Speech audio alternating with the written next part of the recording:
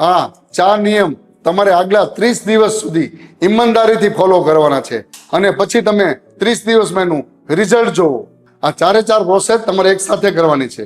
એક તમારા મૂળ સાફ કરશે, એક તમારા વધેલા એન્જિનની ગરમીને ઠંડી કરશે, એક તમારા કચરાને બહાર કાઢશે, એક તમને પોષણ પૂરું પાડશે અને એક તમારી જેમ થયેલી મંદ અગ્નિ છે એ અગ્નિને વધારવાનું કામ કરશે। હવે તમને બીજો સવાલ થશે કે શું આ કર્યા પછી તરત વાળ ખરવામાં ફાયદો થશે? નહીં, કારણ કે આ કોઈ જાદુની લાકડી નથી કે જે ફેરવા ભેગું સારું થઈ જાય।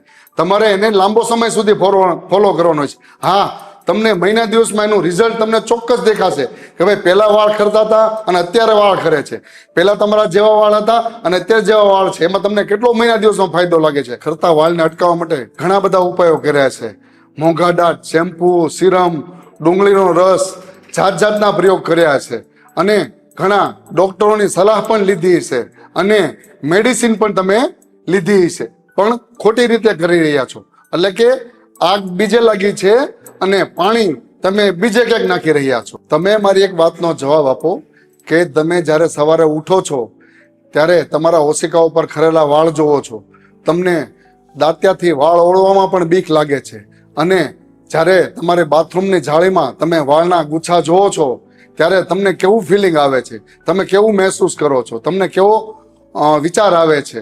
કદાચ તમે ગુસ્સો અનુભવતા હશો, લાચારી અનુભવતા હશો અને તમારો આત્મવિશ્વાસ પણ તમારા વાળની સાથે ઓછો થતો જતો હશે। કોઈ પણ બિલ્ડિંગ હોય એના પાયા મજબૂત હોવા જોઈએ, તો તમારા જે વાળના પાયા છે તમારું પેટ છે। એટલે કે પાયામાં જ કચરો ભરાયેલો છે, પાયા જ નબળા હશે, પાયામાં જ ગંદકી ભરાયેલી હશે તો એ તમારું બિલ્ડિંગ કઈ રીતે ટકી શકશે?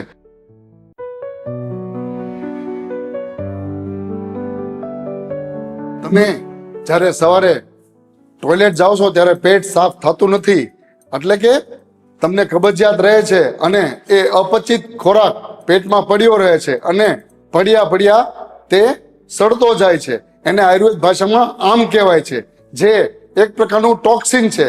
એટલે કે ધીરે ધીરે તમારા શરીરમાં અને પેટમાં એક પ્રકારનું ધીમું ઝેર ઉત્પન્ન થઈ રહ્યું છે। આ ઝેર જ્યારે તમારા લોહીમાં ભળશે અને લોહી ફરતું જ્યારે વાળના મૂળમાં પહોંચશે ત્યારે તે વાળનું પોષણ ચૂસી લેશે, તમારા વાળને એકદમ બેજાન કરી દેશે અને વાળનું પોષણ થવા દેશે નહીં અને તમારા વાળ ખરવાના શરૂ થઈ જશે। પછી ભલે તમે દુનિયાના ગમે એટલા મોંઘા ડ્રાય ફ્રૂટ કે ગમે એટલા ભારે ખોરાક, મોંઘા ખોરાક ખાઈ લો, પણ તે પચવાના નથી તો એનું પોષણ તમારા વાળને મળવાનું નથી। તમારું લીવર તમારા શરીર માટે એન્જિનની જેમ કામ કરશે। તો આપણે એન્જિનમાં શું નાખી રહ્યા છીએ? તો કે તીખો તળેલો ખોરાક, બહારનો વાસી ખોરાક, જંક ફૂડ, પછી પ્રોટીન પાવડર, દારૂ, માંસ, મટન, સિગરેટ, ગુટકા, બીડી, તમાકુ વગેરે આપણે અને બીજી ઘણી બધી મેડિસિનો આપણે એ એન્જિનમાં નાખી રહ્યા છીએ। આ બધું ખાવાના હિસાબે તમારા એન્જિન એટલે કે લીવર ઉપર લોડ પડશે અને એન્જિન ગરમ થશે અને આ લીવરની વધેલી ગરમી તમારી વાળની ચામડી સુધી પહોંચવામાં જરાક પણ વાર નહીં લાગે। આ લીવરની માથામાં પહોંચેલી ગરમી તમારા વાળને અંદરથી જ સૂકવી નાખશે અને અંદરથી જ તેના મૂળને બાળી નાખશે। એના કારણે થશે શું? તમારા વાળ એકદમ પતલા થઈ જશે, એકદમ કોરા થઈ જશે અને તમને માથામાં હાથ નાખતા પણ બીક લાગશે। જો તમે માથામાં હાથ લાગશો તો એકારે 10 થી 12 તમારા વાળ ખરી જશે, એટલા જ તમારા વાળ નબળા થઈ જશે। હવે તમારા વાળ ખરવા માટે ત્રીજી અને સૌથી મહત્વની ભૂલ, તમે એમ કહેશો કે ભાઈ હું તો બહુ પૌષ્ટિક ખોરાક ખાઉં છું, પૌષ્ટિક આહાર લઉં છું, ઈંડા ખાઉં છું, ફળગાવેલા મગ ખાઉં છું, તાજા શાકભાજી ખાઉં છું, ફળફળાદી ખાઉં છું, સ્પ્રાઉટ મગ ખાઉં છું, બધું જ ખાઉં છું, પણ તો પણ મારા વાળ ખરે છે। તો આમાં તમને હું ત્રીજી ભૂલ સમજાય કે તમારે આ શું ત્રીજી ભૂલ થઈ રહી છે? તમે ખાવાનું સારું ખાઓ છો, પૌષ્ટિક ખાઓ છો, પણ પકાવવાળો ચૂલો જ એટલે કે તમે કોઈ ગેસ ઉપર રાંધો છો એ ચૂલો જ બંધ છે તો તમે ગમે એવો સારો ખોરાક એની ઉપર મૂકશો તો એ કઈ રીતે પાકશે?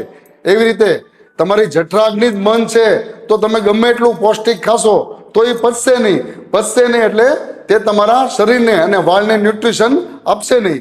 તો તમારી અગ્નિ મન છે તેને તમારે સૌથી પહેલી સારી કરવી પડે.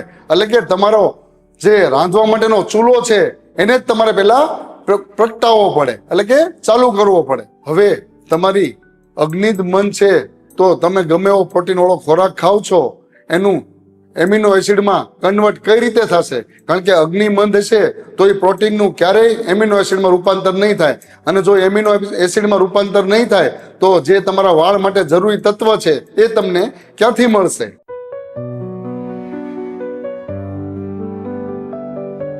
હવે તમને એટલું તો સમજાઈ ગયું છે કે તમારા વાળ માટે લડાઈ માત્ર બહારથી નહીં પણ શરીરમાં અંદરથી પણ લડવાની છે.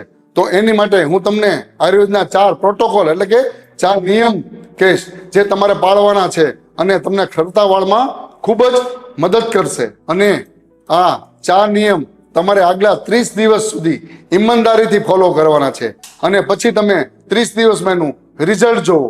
સૌથી પહેલો નિયમ, 1 થી 1.5 ચમચી ત્રિફળા ચૂર્ણ રાતે સૂતી વખતે ગરમ પાણી સાથે લેવાનું શરૂ કરો. એનાથી શું થશે?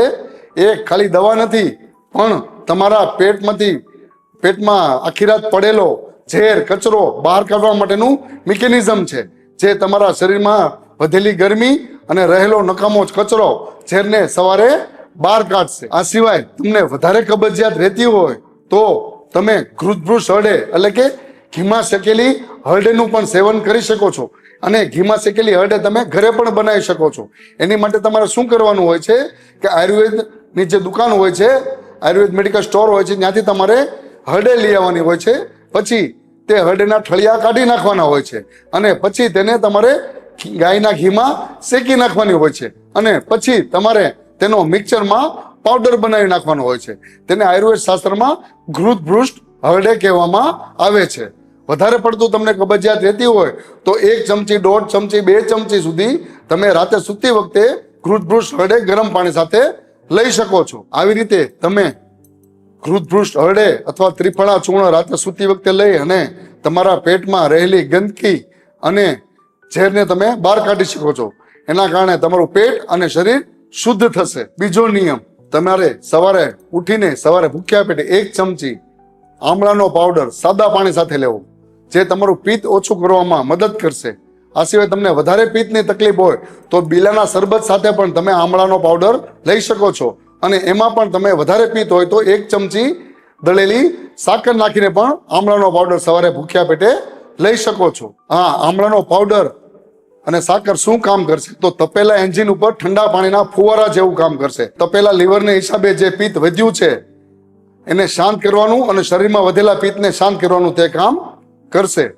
ત્રીજો નિયમ, રોજ બપોરે અને રાત્રે જમ્યા પહેલા તમારે એટલો ટુકડો આદુનો લઈ તેમાં થોડું સિંધવ મીઠું નાખી તેની ઉપર લીંબુ નાખી અને તે તમારે ચાવીને ખાવાનું છે. પછી ઉપર થોડું ગરમ પાણી પી જવાનું છે.